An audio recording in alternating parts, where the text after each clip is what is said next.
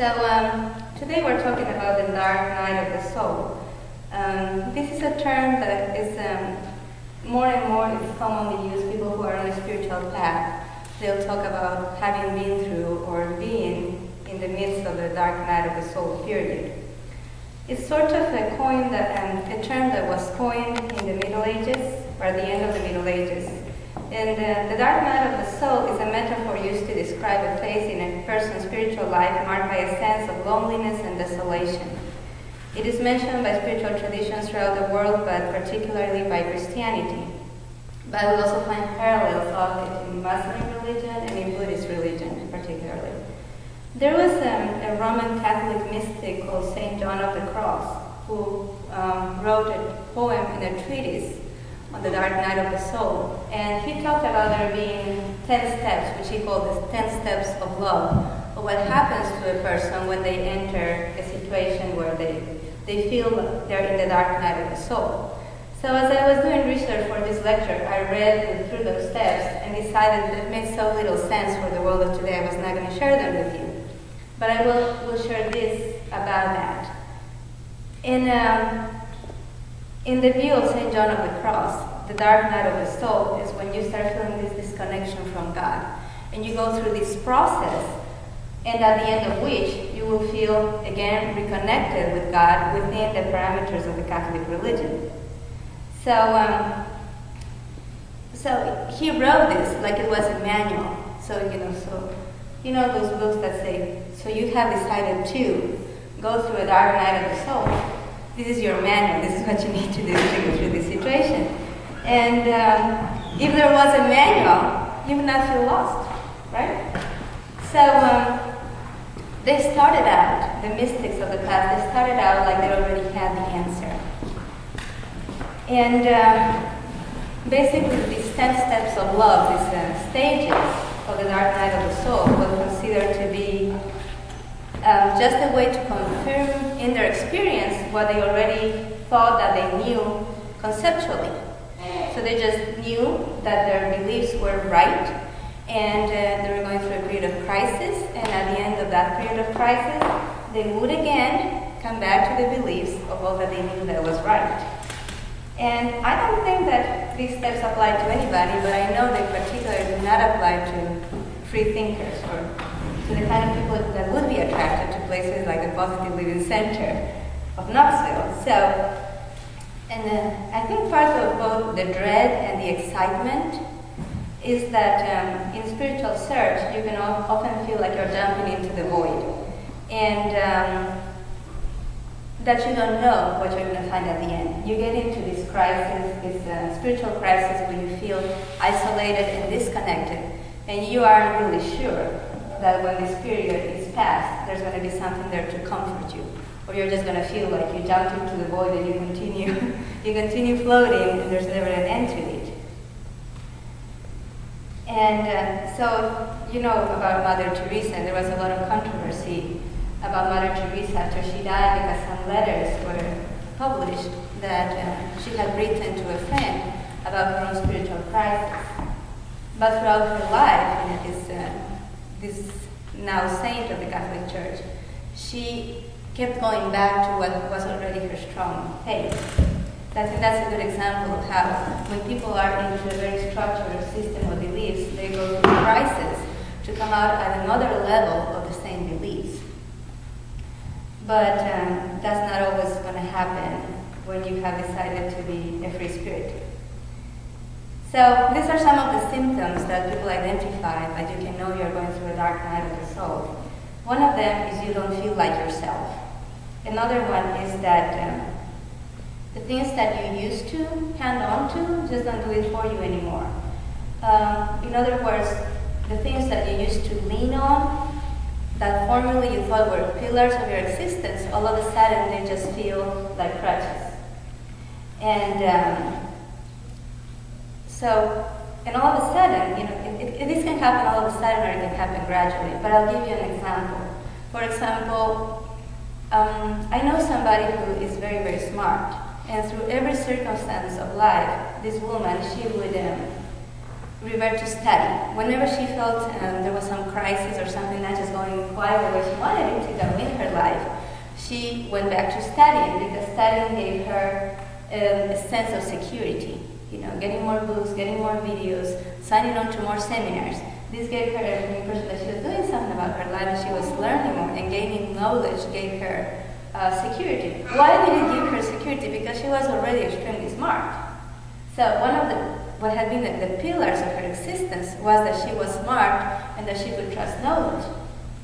And one time this woman went through some sort of crisis where she was experiencing post-traumatic stress disorder. And I don't know if you know this, but problems with memory is one of the symptoms of post-traumatic stress disorder. And inability to think and get your thoughts connected is another symptom of PSTD. So this woman realized during the circumstance of having to deal with PSTD that she had been using her intellectual abilities as a crutch. That whenever something was not quite fitting in her life the way it should, she just leaned on knowledge. But when this was removed from her, she could tell that it was just sort of like a drug. Whenever I feel uncertain or anxious, I'm going to go get this thing, which is, in her case, it was the acquisition of knowledge, as opposed to somebody else could be go get a drink, but it was still some sort of addiction. So some people wonder if they are depressed, if they're going through a dark night of the soul, and they feel no joy, or they start feeling bored. And maybe some of you have already realized that boredom is the first step towards disaster. You know, before you get in trouble, it starts with being bored. And so being always, feeling bored should be a red flag that something is not quite the way it should be. Or maybe some people feel like a piñata, finding all these little surprises about your life scattered on the floor after life has hit you around a little bit. And sometimes the dark night of the soul happens after you have achieved something that was considerable. So for some people it happened right after they graduate from college. For some people it happens right after they land their job they have been wanting for years. And so this reminds me, I never understood video games. I don't understand why people get hooked on video games. To me, it's just suffering from beginning to end. But this is the thing that makes the least sense to me about video games. People start doing this thing that requires them to have certain skills. And as soon as they accomplish something, they go up to the next level. And the next level is not easier, it's more difficult. So, making an effort so that you can find more hardship, that doesn't make sense to me. And it's a really good thing that life isn't really like a video game. And what I have found is that the more you learn about life through knowledge and experience and in interaction with other people, is that it gets easier. But if and only if at the same time that you're doing this learning, you're also seeking your healing. So when this learning process is accompanied by a healing process, then things do get easier every time. What we have found, Dr. C, my husband and I, is that the more we work on our healing, it's not that we do not experience the same emotions when things happen. We still feel joy, exhilaration, pain, fear, anger. We still feel them, but we're able to bounce back a lot faster. So, if something happens that we're upset, in the past we might be upset the whole week. Now it might last the morning or just a half an hour. So the emotions don't change. The intensity may not change, but your ability to bounce back from troublesome situations increases. So I have had several dark nights of the soul in my life, being 44 now. And the last one was actually self-induced, albeit involuntarily. I just didn't know what I was getting myself into. So some of you know that I practice Feng Shui, and Feng Shui is the ancient art of space arrangement. And I often help clients find their healing path by having them work on an aspect of their home or business, building at the same time as they're processing some emotional, mental, physical issue. For example, I might have a couple who are struggling with their relationship, strip all the wallpaper together, if they need to do that. as a way of symbolizing how they're stripping themselves off or their previous belief about relationships that may be preventing them from having a healthy relationship today. So this concept of having something that is sort of ethereal to work on and then associating it to something in the physical so that you make the prayer or you just put the intent that as you work on this physical issue, your mental, emotional, soul issues will also be resolved some way. So I'm going to give you an example for this that is actually very effective.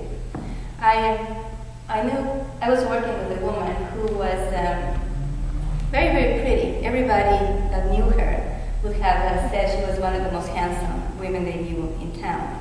But she didn't agree. She thought that she was not very attractive, and she thought that she was not very viable. She had a lot of self-worth issues. And she wanted me to work on her relationships.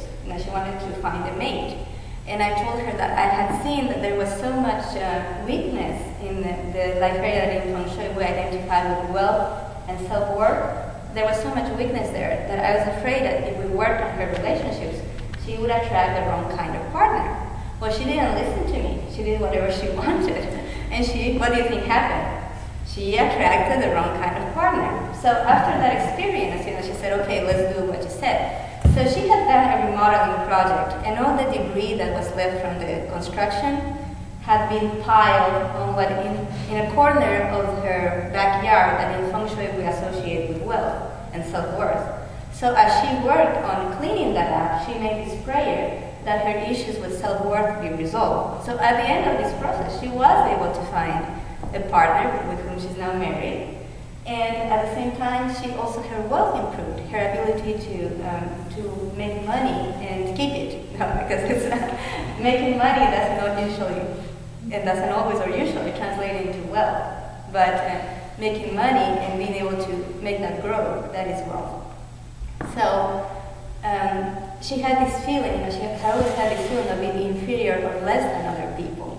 And it affected both her perception of herself when she was looking for a mate, but also her ability to generate wealth for herself. So that's just one example of what you can do with Feng Shui in order to work with something that is sort of subjective by putting your attention into something physical. But I'm going to tell you the story of what happened to me the last time. Did anybody watch the movie Fools Rush In?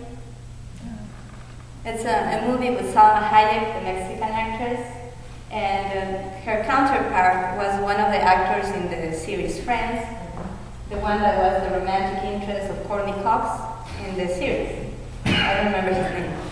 Anyway, in this movie, he played... Chandler.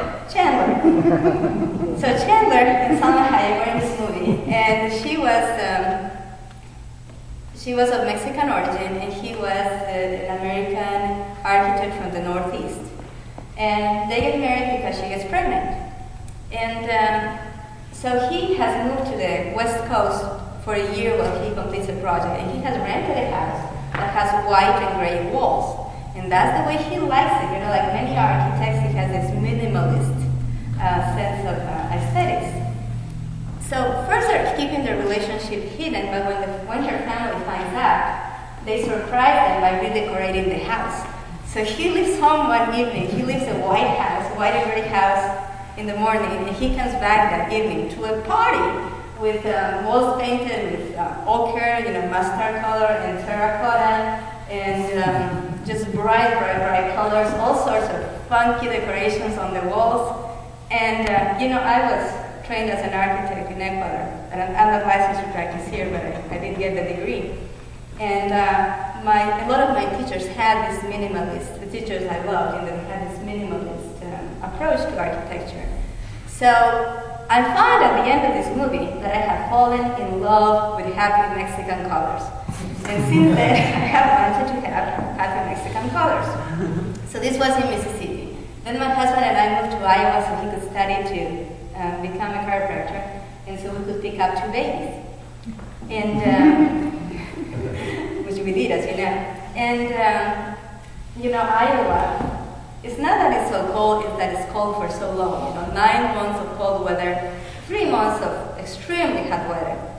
But I love in the winter going to this Mexican restaurant called El Azteca because they had the bright colors, the happy Mexican colors. They had these paintings on the wall that make it look like you're looking out the window into a tropical environment. They were always playing happy music, and these waiters, they were always dancing. But at the same time, 5 different studies on happiness were published, done all around the world. And they all had different criteria to define happiness. And guess which country was always in the 5 top? Mexico. And I was so shocked because I thought, you see, these people, they have so much violence. They have all these issues with the drugs, the wars between the drug lords. There's so much violence. There's a lot of poverty, and there's a lot of people wanting to come to the United States because of the poverty. And this is one of the happiest countries. So that always intrigued me. I had the opportunity to work for 6 months when we lived in the Midwest for a Hispanic newspaper owned by Mexican people. And I tell you, I had more cultural shock those 6 months working with them than I ever had in the United States in any other circumstance. Because they were always so happy. I just thinking, how can they be so happy all the time?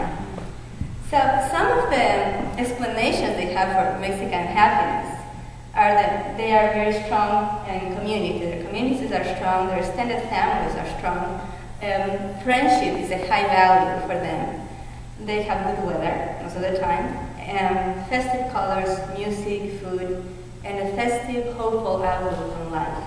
But notice the festive colors here. So even more, I felt this need rising inside of me to have my house painted in happy Mexican colors. So my husband graduated from the School of Chiropractic, and we moved to Knoxville with a 3-year-old and a baby. And we bought this house. See, I bought this house on the internet. Marco had already moved to Knoxville. He was sending me the listings so I could check them on the internet. So I chose the house on the internet. I thought it had a dark gray carpet, which was actually off-white. Big mistake, but that's a different story. And so we came into this house, and the house was painted. It was remarkable. The couple that had lived here, they bought this house thinking that is where they would retire and finally end their lives. Then the guy lost his job, and they had to move to Pennsylvania. So we got the house, and the house looked like it was brand new. In every single aspect.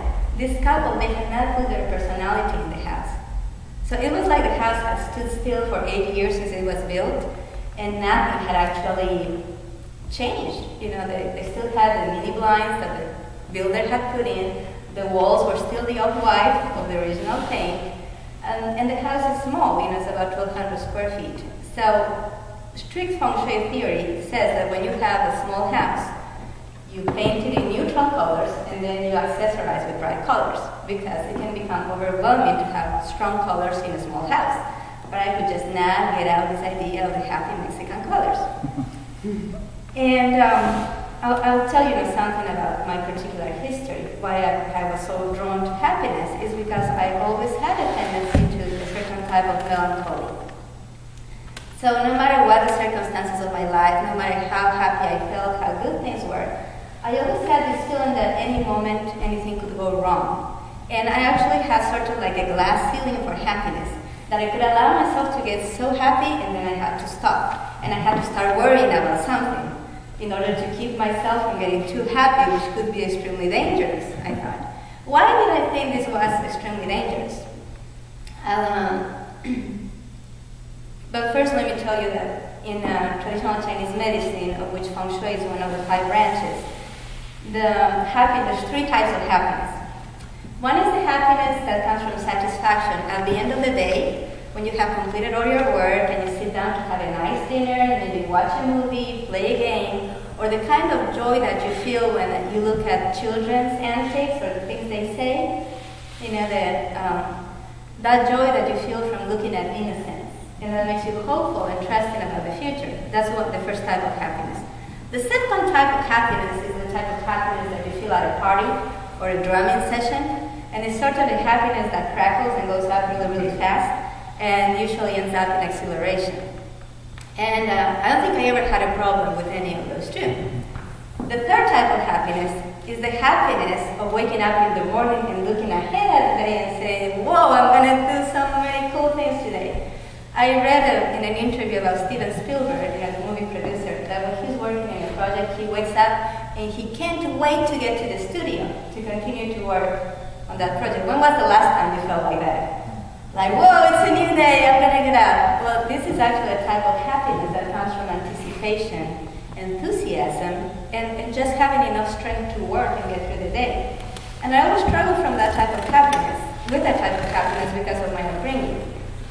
I come from a place, I'm from Ecuador, South America, and when I was a little girl, it wasn't, you were not supposed to be too smart if you were a girl. And guess what was my curse? I was too smart for people's comfort. I always had it. I learned very easily, I could see things very clearly, and not just, intellectually, but I just could see, like often I looked at adults and I was thinking, these people are crazy the way they react to things. And that was not seen well. But also, my father was an alcoholic, and a very smart alcoholic. So when a person has a lot of troubles and is very smart, they can get really mean.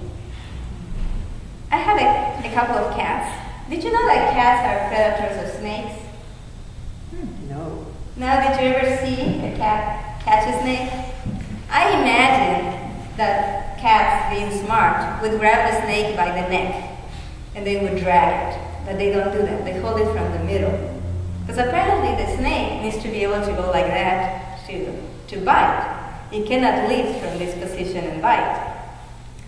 So I saw my female cat bring me a 1 foot long water moccasin when we lived in Mississippi. And she was holding it like a U, so biting the snake from the middle of the bottom. So she brought it to me and then she threw it on the foyer, which was a hunter green color, the floor. And the baby moccasin was more silver than black. And the snake would play with the cat would play with the snake the way cats like to do. And every so often the snake would get really, really angry and it would go like that. And I would get so scared. But my cat, all she did with her paw, gave her a look and go like that. Flatten you to the floor. And then bang her around a little bit more, and then the snake would get tired of being beaten about and try to threaten again. And she did that 3 times before I thought I was completely going to lose it, so I got a room to get the snake because I just couldn't stand the sight. But years later, I realized that's what happens to many children when they are being brought in a home where there's somebody who's suffering a lot. Because people who are in a lot of suffering, they don't take very kindly to the happiness of others. And many times, children tend to be naturally very happy. So what had happened in my life is that whenever things were going really well for me as a child and as a teenager and I got too happy, somebody would do something to bring me down. So I have learned by my experience in this lifetime that if I got too happy, something was going to happen that was going to bring me down. So I learned to put a cap on my level of happiness. But going back to the happy Mexican colors, the day arrived when I just could no longer stand not living surrounded by happy Mexican colors. So I decided I'm going to paint my home in happy Mexican colors. And I'm going to make this prayer that as I work on painting my house in happy colors, I'm going to get rid of this tendency to melancholy that I have carried. And so how long do you think it took me to get my house painted? Over a year. Because I had to go through different steps. And I actually think that the steps I went through are a lot more descriptive of what happens during the dark night of the soul. The dark night of the soul sets upon when our beliefs no longer match our experience.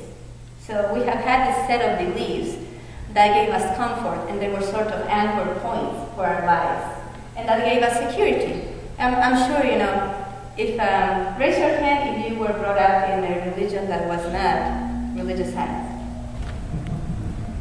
So probably what happened at some point is that you were looking at the beliefs that you were taught when you were a child and looking at the reality of what you experienced, and they didn't match.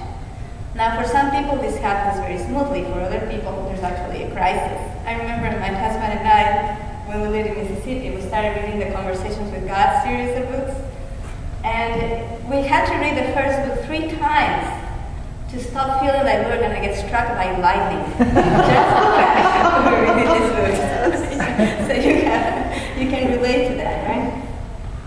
So sometimes, for some people, this can be a joyful transition. It can be like an aha, finally, finally a school of thought that actually matches my experience. For other people, it can be very painful. For some people, it means that you're not going to be able to hang out with the people you grew up with. Maybe, you grew up in a church, you were very happy in that church, and then when you become an adult, that's where all your friends are. And now you don't feel comfortable going to that church. But, so I think this is I'm going to do like a short summary of all the stages that I went through while I was painting my house, mostly by myself, with some help.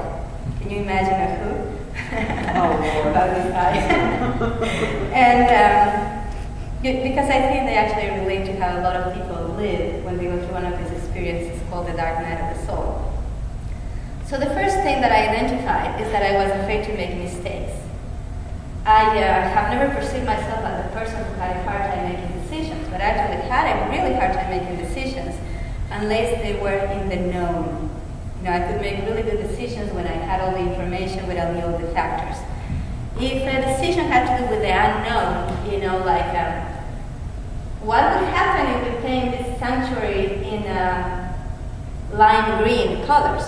How would people feel? Some people can imagine that and say, and have a good visual just from their imagination. Some people cannot visualize like that. Now, some people may be able to visualize the color, but they might not be able to imagine how they would feel worshiping in a sanctuary that was painted lime green. So that's the first thing I identified, that I had postponed painting my house for 4 years. My house needed painting because I could just not decide on the colors. I wanted the happy Mexican colors, but I was afraid to make mistakes. I was afraid to look ridiculous, and I think that happens a lot in our lives, that we're afraid that if we actually express how we see the world and what we believe, other people will think that we are ridiculous. The second thing that happened is that once the hurdle of decision was over, once I decided, okay, I'm going to be painting my house, then there's a lot more decisions to make. What about the colors? The colors for each wall. Should I paint the whole thing in one color, or should I just have different colors? So my kids are so good. They went to Ace Hardware with me. They stayed there 3 hours helping me choose colors. But this is what happens sometimes in life too. So they have these little samples, which I think is pretty cool, of paint. They're $4, and they cover about an area this big. So, me being me, I had narrowed it down to 18 small boulders.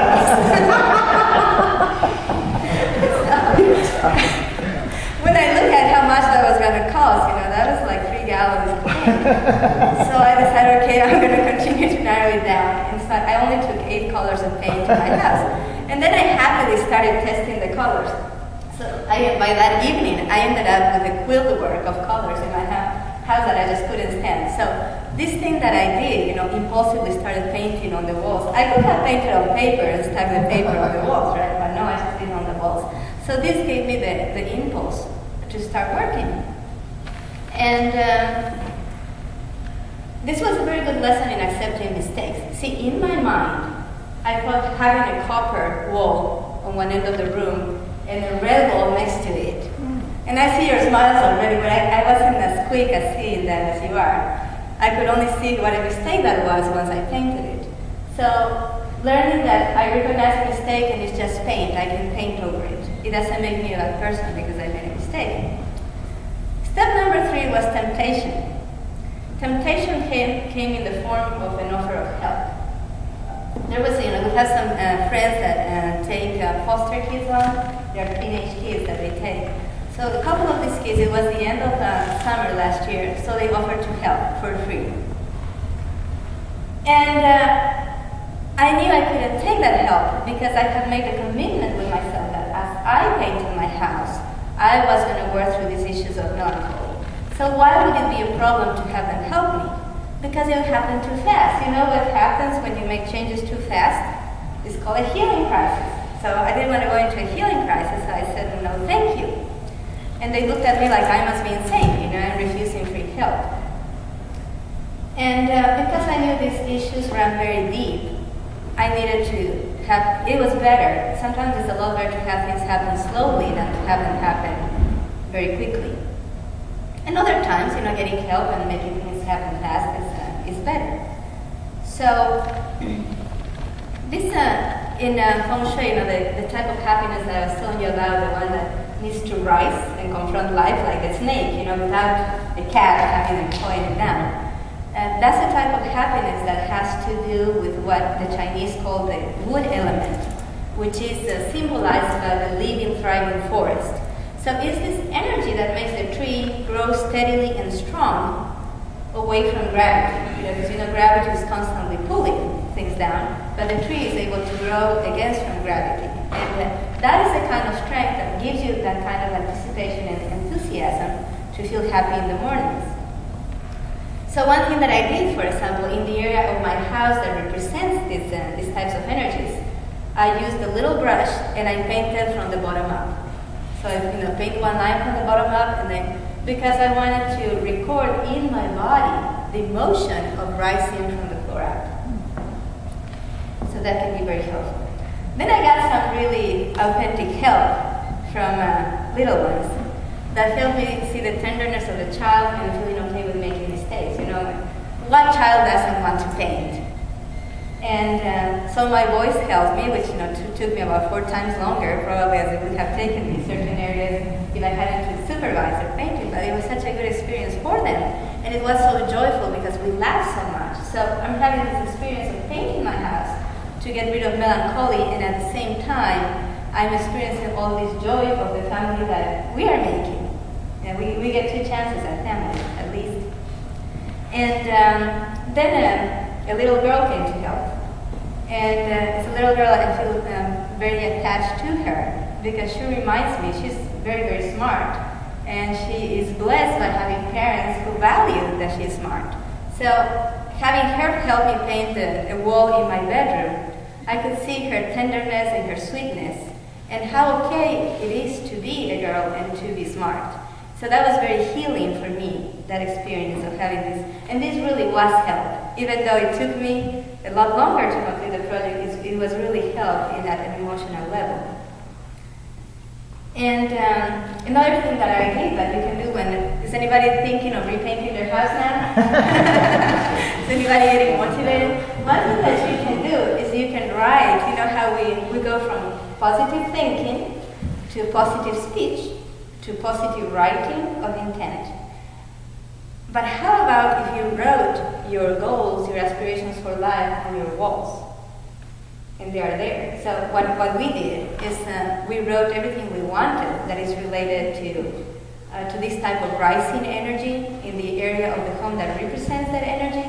And we took, and it is apple green, by the way, which is the color of the forest. So we took these brushes and we wrote our names and we wrote what we wanted out of life. And I even drew, how the snake is used as a symbol of the Kundalini, which is the Kundalini is the chi or life force that rises through the spine. The energy in our bodies, it rises through the spine, and then it overflows like a fountain all over, and this is the direction it has. That's why we feel so good when we do this, because we're following the direction of our energy.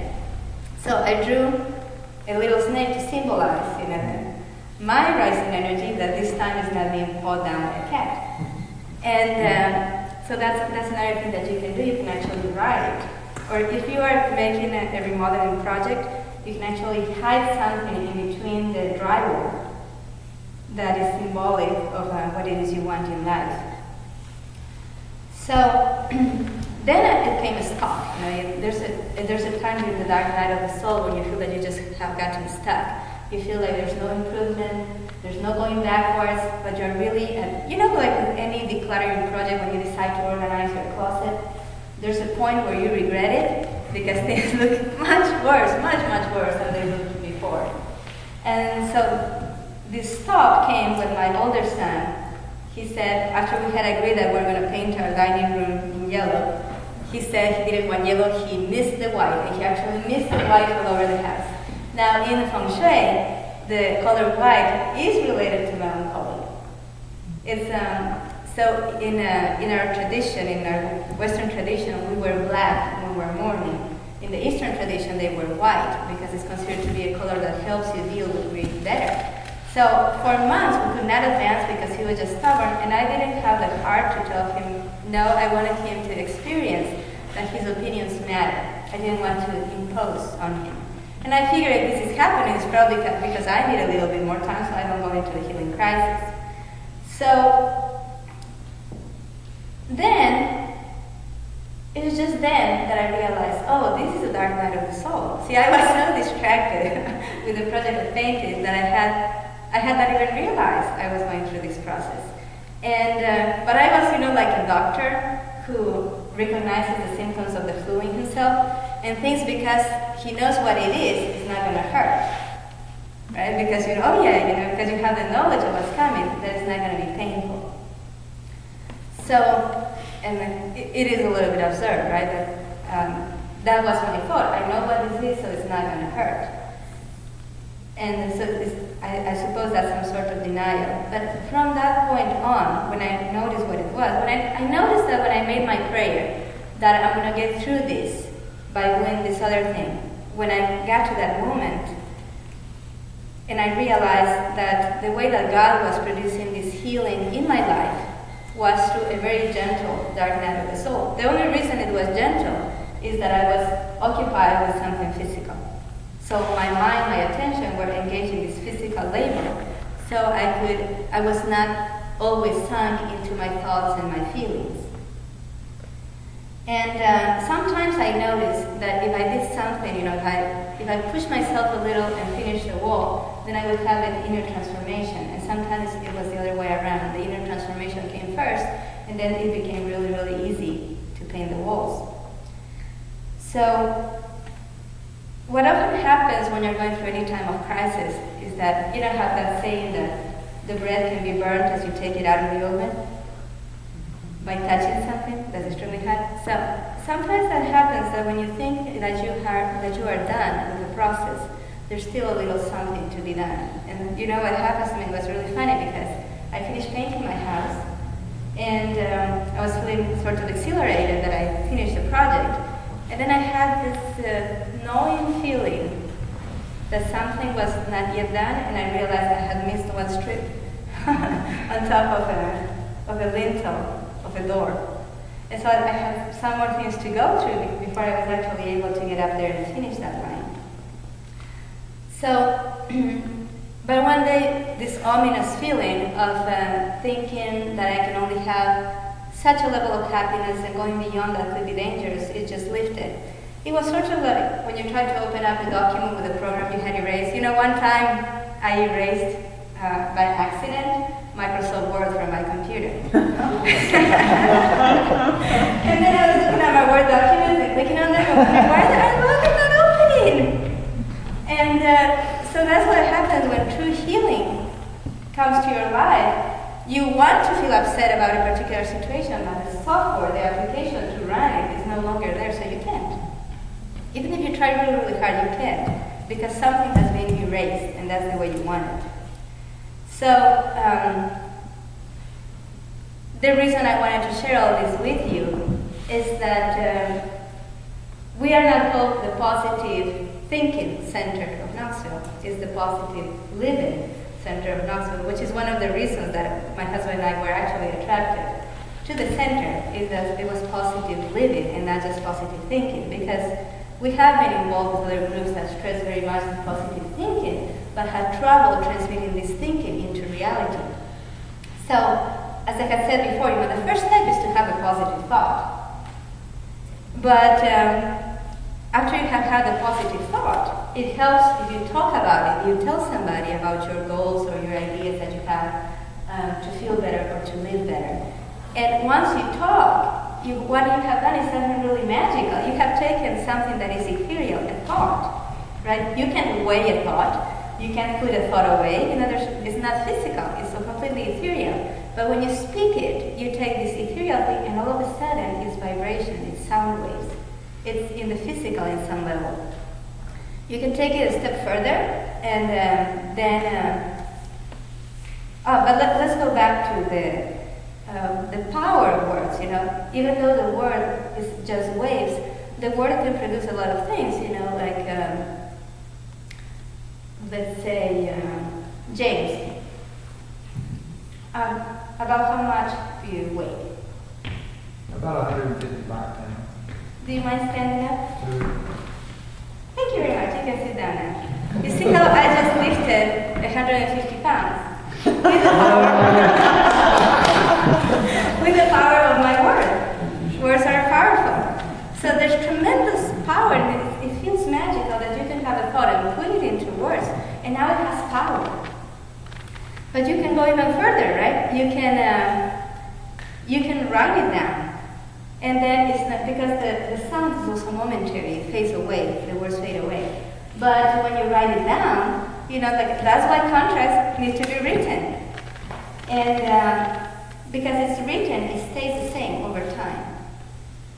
So it's even a greater decision to do something about your life when you write it down.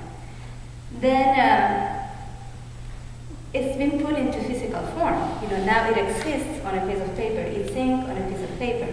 And that's sort of two-dimensional, isn't it? I mean, I know there is some thickness to the paper, there is some thickness to the ink, but it is sort of two-dimensional. But if you can it's even more powerful if you turn it into a three-dimensional item. Like in my case, now I am surrounded by walls that express my intention for happiness, and I can walk through them. And it doesn't always have to be as dramatic as doing that. Sometimes it's if you have decided that you are going to get along better with your spouse, and you go get a figurine of a happy couple and put it in your bedroom. You are stating to the universe that this is what you want for your life. So that is even more powerful. I think it's important to remember that we only need to pray once to the Creator, right? It's not that we have to do repeated and repeated and repeated prayer, the positive affirmation over and over again for God. Who do we do the repetition for? Us. It's for us, so we don't stop it, right? Because once we ask, some traditions even say before you even ask, it has already been given to you. So if you don't perceive it manifesting in your life, then you must be stopping it. So this repetition that we do with prayer or affirmative thinking or words is for us. So we stopping the goodness. And so when you make a prayer and you get something that represents that prayer, and you put it in your house or in your office or on your desk, that's a constant reminder of what you have asked, and it helps you stopping the flow of goodness. So you place reminders of your goals and desires in your environment, then your environment starts helping you. How are we doing on time? Yeah? Probably within 5 minutes. Okay. All right. So in traditional Chinese medicine, they consider that there are 3 levels of reality. And so there's what they call heaven would be the world of thoughts, the ethereal, the things that you can't touch and measure and weigh. And they call earth what is the physical, but not the physical solid, in the sense of it being solid, but physical action, because they consider that everything in the universe is constantly moving. And to go from this thought of creation to this reality of creation, there's people. And people are the connectors of heaven and earth. So nothing gives you more happiness than having a thought about something and getting motivated, and we get motivated through emotions, and then making it happen in life. So that's why I'm so happy that we're the Positive Living Center, because we have made this commitment that we're going to take our thoughts, motivate ourselves through community and our services and potlucks, and feel this strong, allow ourselves to feel these strong emotions about what we believe and how we believe that this can benefit other people, and put it into action by having a thriving center. So thank you very much, everyone.